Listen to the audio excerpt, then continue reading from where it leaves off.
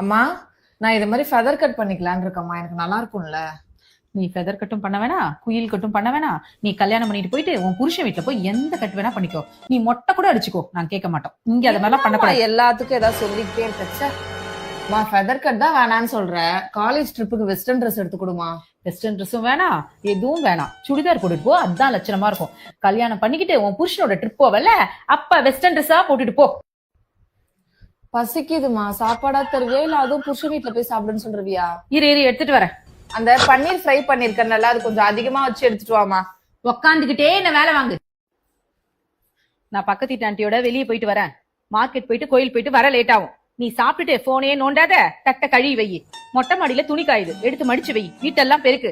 அப்புறம் பால்கார் வருவாரு, மறந்துடாத, பாலை வாங்கி வை. 6 மணி ஆச்சுன்னா லைட் போட்டுட்டு விளக்கேத்து. நான் போயிட்டு வரேன். சரிம்மா. 4 hours later. ஏய் பவானி, எருமை மாடு என்ன பண்ணிட்டு இருக்க? சொன்ன வேலை ஒண்ணுமே செய்யல.